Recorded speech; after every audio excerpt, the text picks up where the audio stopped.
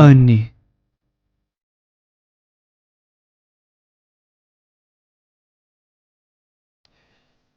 Que merda de bala de festa. Eu murmuro através dos lábios confusos de sono enquanto ligo o motor da van. Meu telefone acende com uma notificação aleatória e eu vejo que horas são. 2:03 da manhã. Eu tenho que acordar para o trabalho em menos de 4 horas, mas Jenna precisa de suas balinhas de festa. Ela esfrega a barriga inchada, olhando para mim com os olhos cristalinos e carnudos, enquanto me diz que é para o bebê. Ela poderia muito bem estar certa, mas isso ainda não ajuda a puxar o sono atualmente roendo meu cérebro. O Walmart é detestável nos momentos mais movimentados, mas algo sobre os corredores vazios é assustador. Tudo parece igual durante o dia, mas a falta de gente faz as coisas parecerem mais escuras de alguma forma. Há quase uma malevolência na quietude. O corredor de doces é bem iluminado, mas parece durar para sempre sem a procura de clientes ao longo do caminho. Com certeza, eles tinham alguns sacos de bala. No entanto, era o saco de sortidos. Eu gasto mais tempo do que gostaria de admitir tentando descobrir a proporção de banana para cereja, uva e maçã verde. Existem muitos fatores a serem considerados. A última sacola que comprei era 3/4 de uva, que Jenna odiava mesmo antes da gravidez. Descobrindo que quanto mais sacos eu compro, menos viagens noturnas eu teria que fazer, eu reúno 6 bolsas e me dirijo para o caixa. Enquanto estava saindo da loja, sou golpeado no ombro. Uma pequena mulher assustada passa por mim, segurando uma criança mascarada contra o peito. Senhor, por favor, me ajuda. Tem um homem seguindo eu e minha filha. Lágrimas brotam de seus olhos enquanto ela implora sem fôlego. Eu concordo e os conduzo ao seu veículo. Um frenesi de atividade irradia das portas da frente enquanto ajudo a criança exausta a entrar no carro. Pânico e medo tomam conta do rosto da mãe enquanto ela olha para a área atrás de mim. Ok, querida, vamos colocar o cinto de segurança. Eu me bloqueio entre a saída estreita do estacionamento e o homem correndo em minha direção. O seu rosto está cheio de tristeza. Não a raiva que eu inicialmente esperava. Começo a pensar que talvez eu tenha me envolvido inadvertidamente em um incidente de custódia.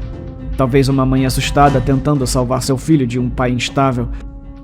Ele confirma isso gritando o nome de Annie, explicando freneticamente que é sua filha. Consigo dar uma boa olhada na janela traseira antes que o carro vire a esquina e saia da minha linha de visão.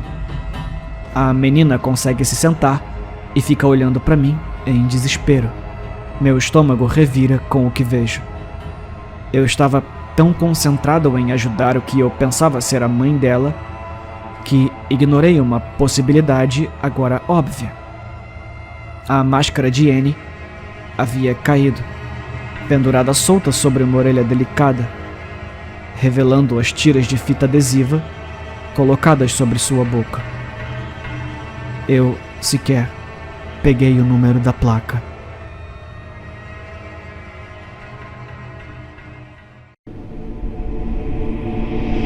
Se esconde e não olha.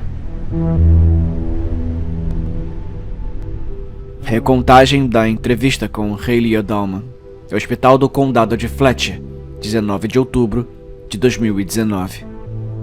Eu fui designado para o caso imediatamente após os paramédicos buscarem Haley, abuso doméstico. O pai, Gregory Odelman, tinha a guarda exclusiva de Haley e de seu irmão Jeremias, de 2 anos. A mãe, Janet Louise Odelman, não estava em lugar algum. Foi um caso de merda. Escuro como carvão. Qualquer coisa envolvendo crianças, cara. Você sabe como é. A Haley tinha sido agredida. Muito. Vários socos na cabeça estavam entre os ferimentos mais graves. Eles a mantiveram em coma induzido por 1 semana para diminuir o inchaço no cérebro. A garota era resistente. Merda. Desculpa. Eu lembro como ela era pequena. Quer dizer, muito pequena. Frágil, mas preciosa e bonita. Como um desses vasos chineses, sabe? Desculpa, o quê? Ah, sim, estávamos procurando pelo irmão dela. A teoria era que o pai o agarrou quando os vizinhos denunciaram o abuso. Os médicos não queriam que a interrogássemos, mas não tínhamos outras pistas, sabe? Ela estava acordada quando me sentei. Grandes olhos castanhos, rosto preocupado. Olá, Hayley. Sou o detetive Jackson, mas você pode me chamar de Terry. Oi. Ela murmurou fracamente. Isso é sobre o papai? Sim, eu disse. Precisamos encontrá-lo, Hayley. Mas ele não está em casa. Ela fechou os olhos e suspirou profundamente, as lágrimas escorrendo pelo rosto pálido. Eu não sei, ela sussurrou. Eu não sei onde ele tá. Ele tá com problemas? Ah, sim, eu disse. Ele machucou você, Hayley. Isso é contra a lei. De repente, ela se sentou, os olhos bem abertos. Jeremias, ela disse. O Jeremias está seguro? Esperamos que sim, Hayley. Eu disse, tentando tranquilizá-la. É por isso que precisamos encontrar o seu pai. Ela caiu na cama com um suspiro de alívio. Ai, ele não o encontrou. O que você quer dizer? Eu perguntei. Quando o papai chega tarde em casa, eu sempre brinco de esconde e não olha com o Jeremias, pra mantê-lo seguro. Esconde, esconde? Não, esconde e não olha. É o nosso jogo. Nós nos escondemos e não podemos olhar até o papai dormir. Então, o que aconteceu naquela noite? O papai me encontrou. Ela fechou os olhos. Ele estava muito bravo. Eu cerrei os punhos. E então ele te machucou? Sim, ela disse, mexendo-se inquieta na cama. E então eu não consigo lembrar o que aconteceu depois. Você está no hospital há quase uma semana, Hayley. Ele te machucou muito e depois fugiu com seu irmãozinho. Ela sorriu para mim. Eu lembro disso distintamente. A imagem daquela pobre garotinha, quebrada, com aquele sorriso lindo no rosto machucado. O papai não encontrou ele. Ela sorriu. Eu o escondi bem dessa vez. De jeito nenhum ele poderia encontrá-lo. Eu senti, não sei, alívio. Um sentimento de esperança, eu acho. Talvez, dessa vez, não teria que terminar em desespero, sabe? Onde, Hayley? Eu me inclinei para perto. Onde você o escondeu? Ela sorriu largamente. Eu escondi ele na geladeira.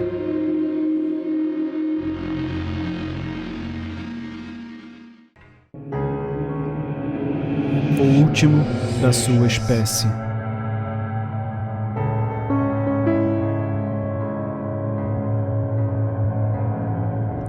Por dias tenho seguido o homem moribundo pelo deserto, vê-lo ficar cada vez mais fraco, incapaz de ajudar. Ele deve ter se perdido. Ele está vagando pela terra desolada, sua força vital lentamente desaparecendo e murchando. Muito parecido com tudo por aqui, incluindo a mim. Veja, se eu não comer algo logo, vou morrer. Não há muito o que encontrar por aqui que ofereça sustento e que eu precise comer. Como todo mundo. O corpo não pode passar muito tempo sem alimento e eu já destruí todos os pequenos animais que podia encontrar. Eu tentei tanto não pensar nisso, mas a fome no meu estômago estava me corroendo, apunhalando-me como uma faca afiada. Eu não acho que vou conseguir segurar por muito mais tempo. O homem vai cair morto logo. Eu espero um dia no máximo. Ele está se arrastando agora, meio cego e proferindo tolices baixinho. Nem todos podem suportar tais climas.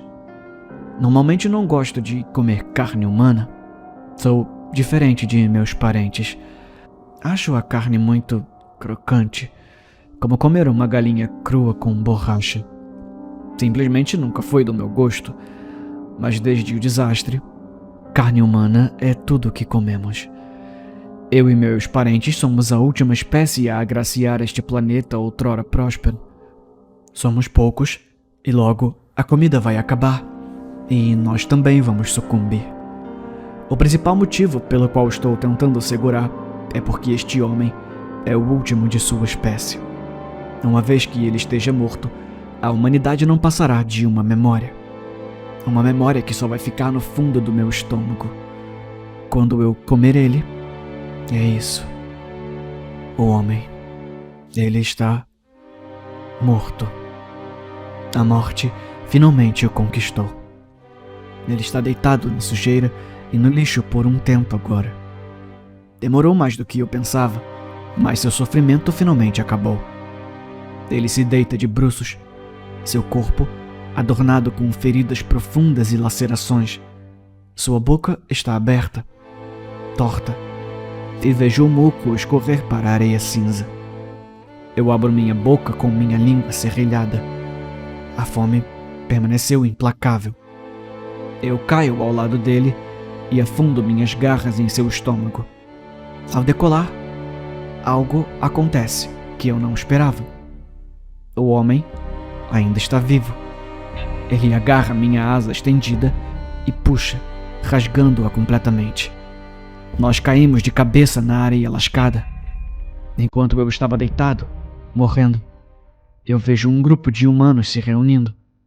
Seus olhos vorazes, eu os vejo segurando as cabeças do que restou da minha família. Nós os subestimamos. Eles são muito mais fortes do que nós. Eles resistiram, e essa vontade os alterou além do que eram antes. Eles nos substituíram, e agora eles se tornaram os abutres.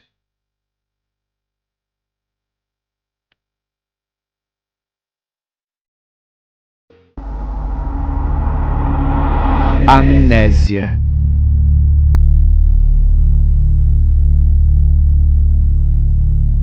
Senhora Hunt, estamos felizes por você estar aqui.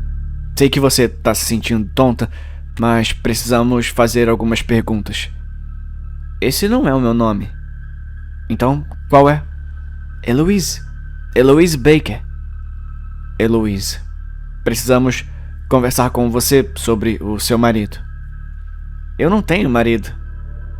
Eloise, você sabe por que está no hospital?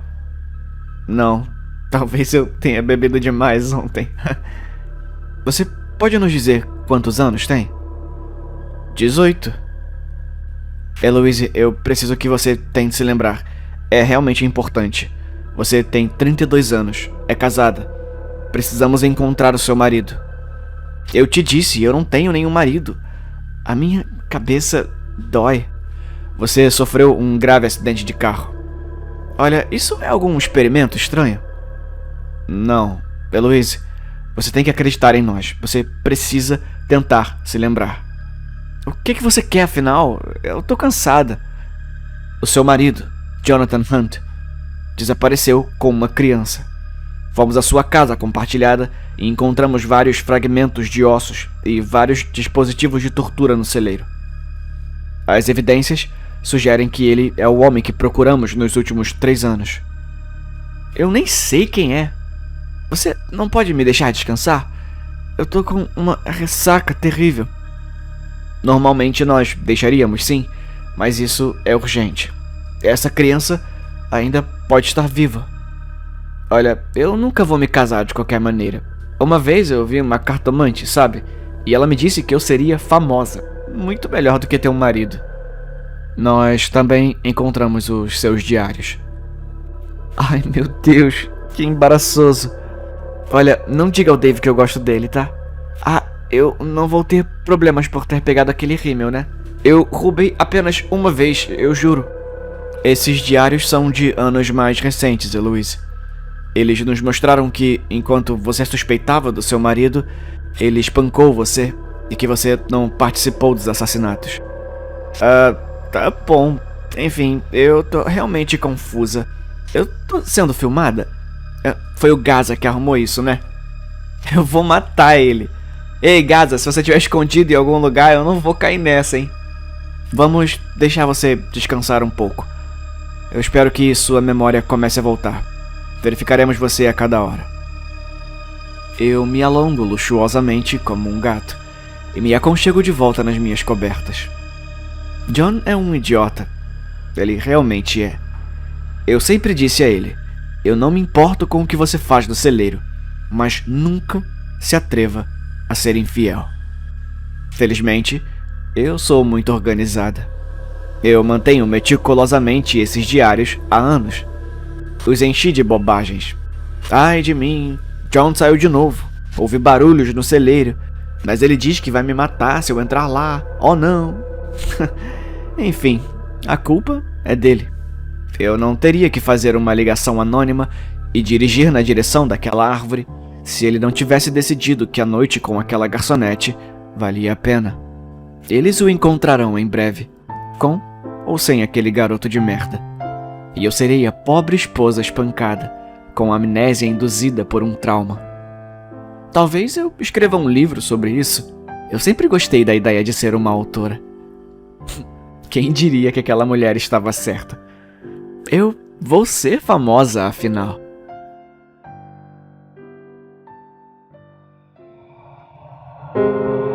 A morte bate à porta.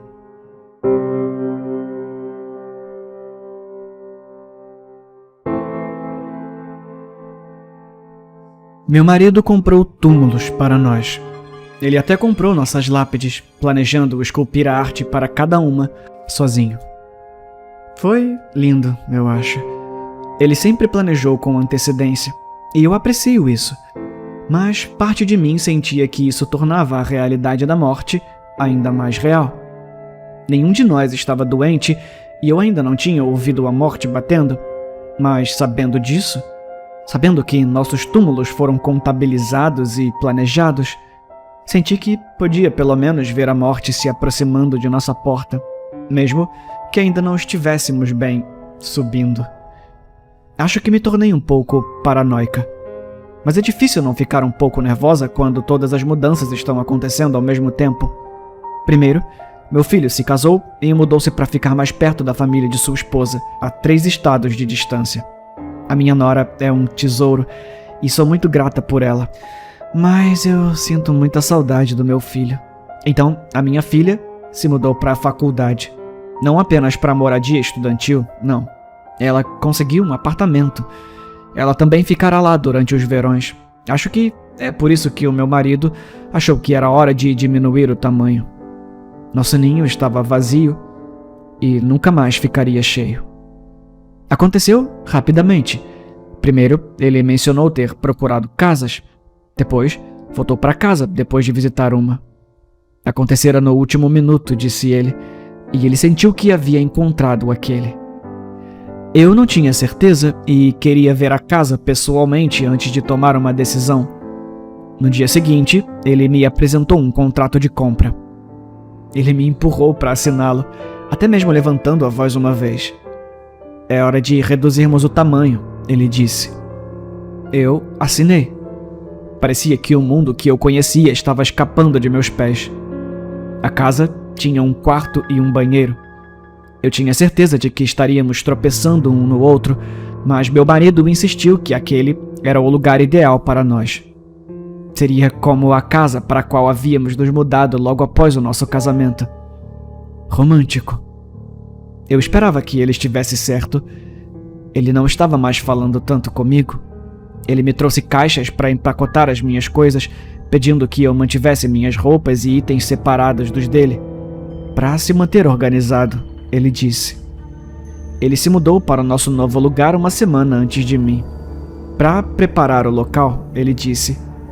Eu o visitei no segundo dia.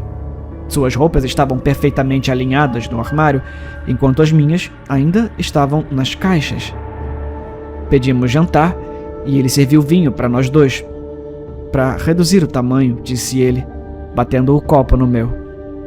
Ele tomou um gole, mas eu bebi o meu rapidamente. Meu marido se levantou. Ele tinha uma surpresa para mim, ele disse.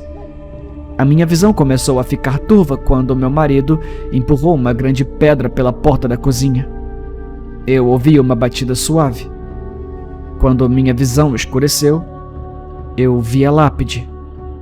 A data de hoje ofuscando enquanto caía.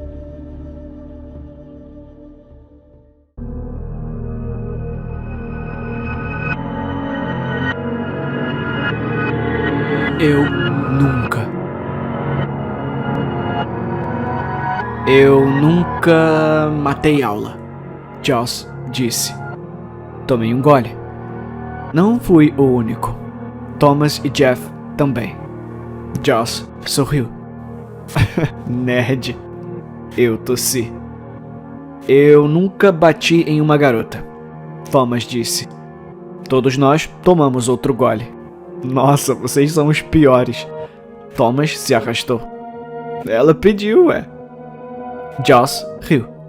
Agora eu. Jeff cuspiu. Eu nunca matei alguém. Eu olhei para o meu copo. Estava quase vazio. Tomei um gole. Os olhos dos meus amigos se arregalaram. Tudo bem, Thomas murmurou. Você deve estar muito bêbado. Eu não estou bêbado como você pensa que eu estou. Eu ri. Cara, você tá falando sério? Jeff perguntou. Olhei para os óculos dele. Não havia como ganhar esse jogo. Eu nunca perdi um jogo de eu nunca. E em seguida, puxei a minha faca.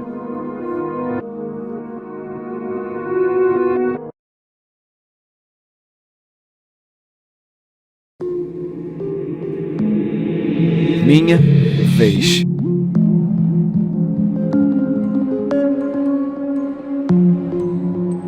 Não, filho. Você precisa ficar na fila. Quando todas as outras crianças terminarem, você também pode brincar. O meu pai era um homem bom, mesmo que ele não tivesse que ser. Em uma cidade pequena como a nossa, o pastor da igreja não era menos que Deus. E as pessoas da cidade adoravam o pastor Jonathan Mosby, o homem perfeito cuja única fraqueza era sua alergia mortal a amendoins. Ele me adotou aos 4 anos de idade, depois que meus pais se mataram. O misterioso desaparecimento não resolvido da minha irmã foi demais para eles suportarem. Ele me deu uma vida boa, me criou para nunca tirar vantagem dos outros, mesmo que os outros pais puxassem seus filhos para fora da fila para deixar o filho do pastor brincar primeiro. Ele nunca permitiu. Meu nome costumava ser Timothy Sanders, mas agora eu me chamo Jack Mosby. Não adianta manter o nome que me foi dado pelas pessoas que me abandonaram. O único lugar da cidade que eu não tinha permissão para ir era o porão. Ele tinha um taco de beisebol manchado pendurado na porta, e ele me fez prometer nunca ir até lá. Ele sempre dizia: filho, depois que eu morrer, você terá que cuidar de todo o lugar. Você pode ir lá embaixo, fazer o que quiser. Você vai ter a sua vez. Bem, eu aceitei a obrigação por um tempo, mas um jovem de 18 anos sem nada para fazer toma más decisões.